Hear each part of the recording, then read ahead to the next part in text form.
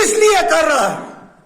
یہ دکھاوا تو نہیں ہے، صرف خالص اللہ کے لیے جو بھی عبادت کرو گے، جو بھی کام کرو گے خالص اللہ کے لیے، اور جب وہ کام کرو گے اس میں دیکھنا پڑے گا لقد کان لکم فی رسول اللہ اسوۃ حسنہ، نبی کائنات صلی اللہ علیہ وسلم نے اس کام کو کیسے، اس عمل کو کیسے عمل میں لایا ہے۔ اگر آپ کو کتاب و سنت سے ملا کر اپنے اعمال کرو گے تو اللہ رب العالمین دنیا میں بھی کامیاب کرے گا اور آخرت بھی اچھی ہو جائے گی۔ اور اگر یہ راستہ چھوڑ دیا، اللہ معاف کرے، اللہ ہدایت کرے تمام مسلمانوں کو کتاب و سنت پر عمل کرنے کی توفیق عطا فرمائے۔ ہم یہی دعا کر سکتے ہیں، بد دعا دینا مسلمان کا کام ہے ہی نہیں۔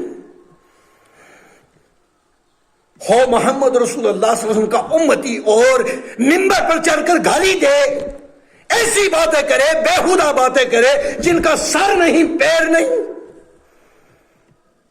اور نسبت ہو محمد رسول اللہ صلی اللہ علیہ وسلم کی طرف، یہ افسوس کا مقام ہے۔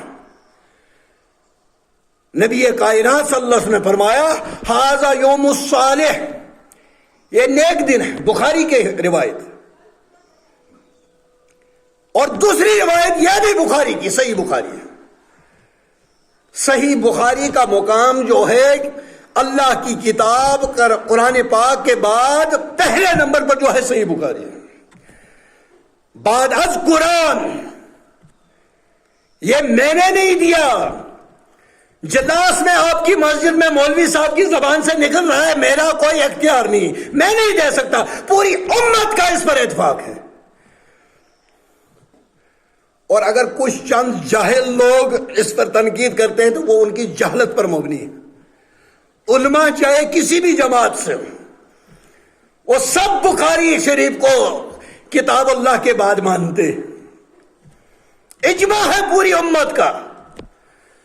اور یہ بھی کہا سلف و صالحین نے، جو آدمی بخاری پر اعتراض کرتا ہے جان لو یہ بدعتی ہے، یہ مسلمان ہو نہیں سکتا۔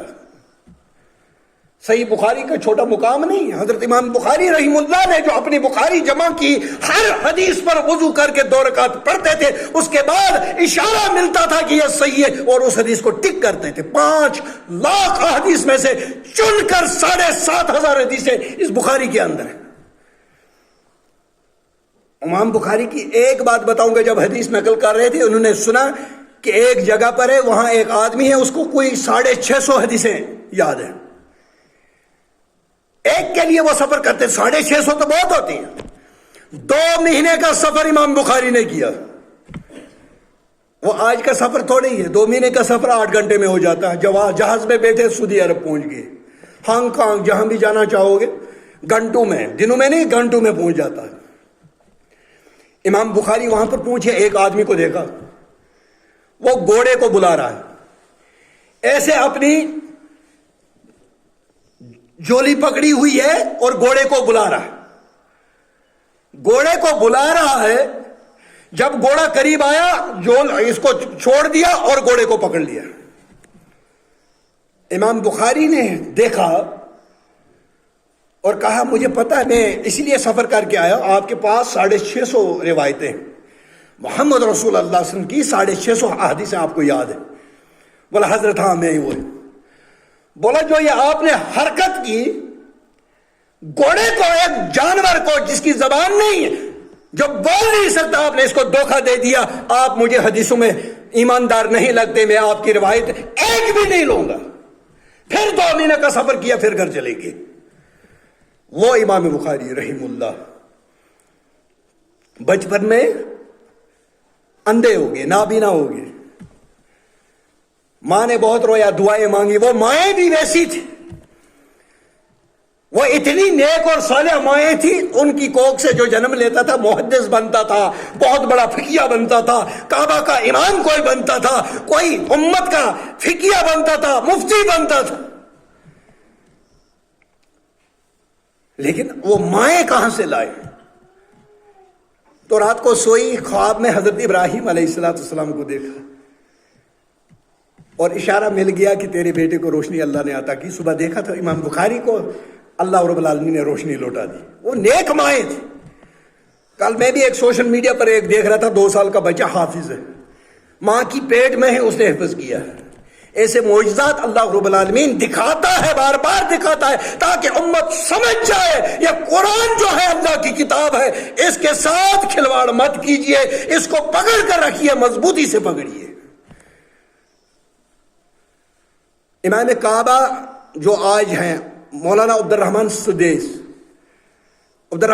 جو کعبہ کے امام ہیں، ان کو ایک بار اپنا واقعہ بیان کرتے ہیں کہ میری ماں جو تھی اس نے سالن بنایا، ہمیں ایک مہمان آیا تھا، ہم نے سالن تیار کیا، میں آیا اور چھوٹا بچہ تھا، باہر سے مٹی اٹھا کر اس سالن میں ڈال دی۔ کتنا غصہ آئے گا ماں کو؟ اگر آج ہماری ماں، بہو، بہن، بیٹی اگر بچہ ایسا کر دے کیا کرے گی؟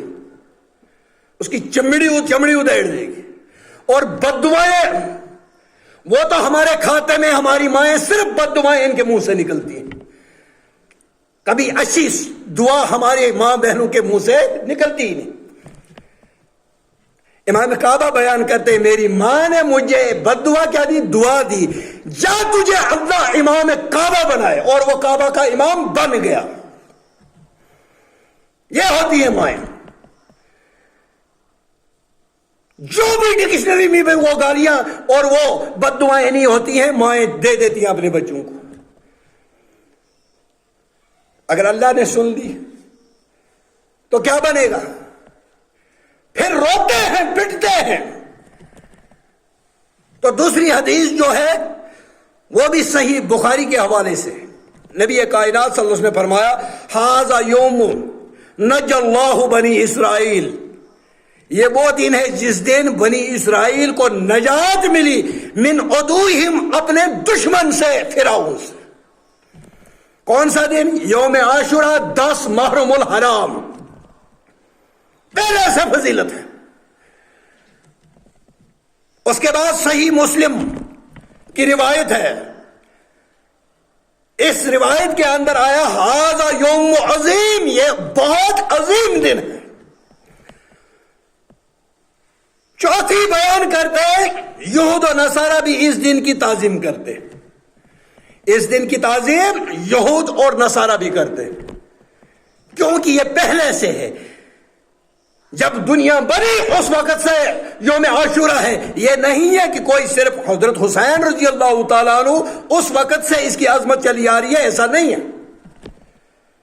بلکہ حضرت حسین رضی اللہ تعالیٰ عنہ کی عظمت دیکھو، جب ان کی شہادت کا دن آیا یہی 10 محرم الحرام یوم عاشوراء کا دن تھا۔ پانچویں چیز، یہود و نصارہ اس دن روزہ رکھتے تھے اور عید مناتے تھے، خوشی مناتے تھے۔ کیوں؟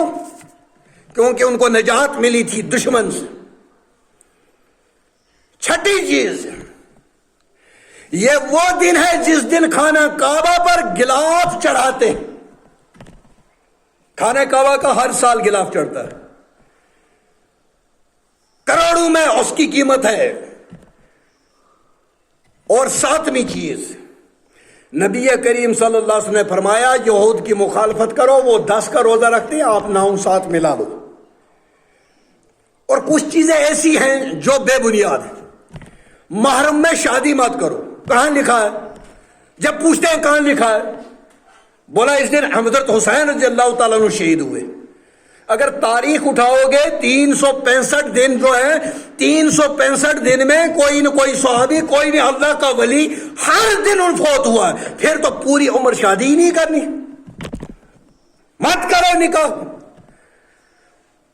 قاری حنیف ایک اپنے بیان میں کہتا تھا، بولا کیوں بھائی، میں نے پوچھا اس سے محرم میں شادی کیوں نہیں ہو سکتی، بولا یہ پٹ کٹدا مہینہ ہے۔ تو اس نے جواب دیا بقرہ عید کا ٹکدا مہینہ ہے، پھر شادی مت کرو، رہنے دو، چھوڑ دو، دن دناتے پھرو، پھر آزاد ہو جاؤ۔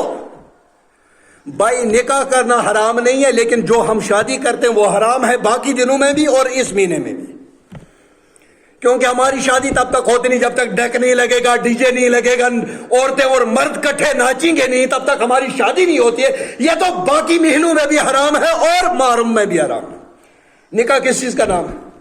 مہر مقرر کیا جائے 2 گواہوں کی موجودگی میں، اور ان کو پوچھا جائے لڑکی لڑکے اس کی رضا کے بعد قاضی خطبہ نکاح پڑھے اور اس کو رخصت کر دے، اس کو نکاح کہتے ہیں۔ قرآن کی 3 آیات پڑھی جاتی ہیں، وہ پڑھی جاتی ہیں، اس کے بعد خطبہ دیتا ہے۔ یہ تو حرام نہیں ہے، یہ کسی مہینے میں بھی حرام نہیں ہے، لیکن جو شادی ہم کرتے ہیں وہ باقی مہینوں میں بھی حرام ہے۔ اور یہ یاد رکھ لینا، سب سے بڑا دنیا میں جو گناہ ہے وہ شرک ہے۔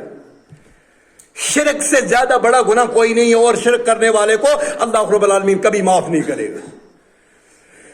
ایک مثال دوں، اسی کے ساتھ میں خطبہ کا اختتام کرتا ہوں، کہ ایک آدمی کعبہ پر حملہ ہو رہا ہے، مثال بول رہا ہوں، وہ شرک کر رہا ہے اور وہ کعبہ کو بچانے کے لیے اپنی جان بھی گنوا دیتا ہے، اس کا دفاع کرتے کرتے اس کی جان چلی جاتی ہے۔ اگر عام آدمی سے پوچھیں گے، بولا بہت عظیم آدمی ہے، لیکن اگر شرک کرتا ہے سیدھا جنت میں نہیں بلکہ جہنم میں جائے گا۔ کعبہ کا دفاع کرنا اس کے کوئی کام نہیں آئے گا جب تک یہ شرک نہ چھوڑ دے، توحید پر نہ آ جائے، کتاب و سنت میں کامیابی ہے۔ اللہ رب العالمین ہمیں حق پر عمل کرنے کی توفیق عطا فرمائے، ہمیں اس دن کو سمجھنے کی توفیق عطا فرمائے۔ حضرت امام حسین رضی اللہ تعالیٰ ان کے ساتھ ہمیں بہت محبت ہے۔ حسین وہ ہے جو نبی کے کاندھوں پر سواری کرتا تھا، حسین وہ ہے جو نبی کریم صلی اللہ علیہ وسلم خطبے کی سیڑھی سے اتر کو اس کو گود میں اٹھا لے، حسین وہ ہے جو نبی کریم صلی اللہ علیہ وسلم کی گود میں کھیلتا تھا، حسین وہ ہے جس کو گلٹی دینے والا جب پیدا ہوا محمد رسول اللہ صلی اللہ علیہ وسلم۔ ہمیں ان سے محبت ہے، ہمیں آپ لوگوں کے لیے، آپ لوگوں کو سمجھانے کے لیے تماشا کرنے کی ضرورت نہیں ہے۔ ہمارا دل جانتا ہے حسین سے جو محبت نہ کرے اس کا ایمان ناقص ہے، اس کا اسلام ناقص ہے، اس کا اسلام سے کوئی واسطہ نہیں ہے۔ لیکن اس کا بھی کوئی واسطہ نہیں ہے جو حسین کو مانے لیکن باقی صحابہ پر تنقید کرے، وہ بھی غلط ہے، اور وہ بھی جو حسین کو نہ مانے اور باقی صحابہ کو مانے۔ یہ دال میں رکھیے، سب صحابہ کو مانیے، اور اہل بیت کا درجہ جو وہ اونچا ہے، الگ ہے، وہ ہم مانتے ہیں۔ حسین کی محبت کے بغیر جو دل ہوگا وہ منافق کا دل ہوگا، اور ابوبکر صدیق فاروق اعظم کی محبت کے بغیر جو دل ہوگا وہ بھی منافق کا دل ہے۔ یہ اعتدال رکھیے، تب جا کر کامیابی ملے گی، تب جا کر آپ جنت کا راستہ ملے گا، تب جا کر محمد رسول اللہ صلی اللہ علیہ وسلم کی شفاعت نصیب ہوگی۔ ورنہ ایسے ہی پٹتے رہو گے، لٹتے رہو گے، اور اسی طرح آپ دنیا میں بھی پامال ہو جاؤ گے اور آخرت میں اللہ بچائے، اللہ ہماری حفاظت کرے۔ وآخر دعوانا الحمدللہ رب العالمین، والسلام علیکم ورحمۃ اللہ۔ الحمدللہ۔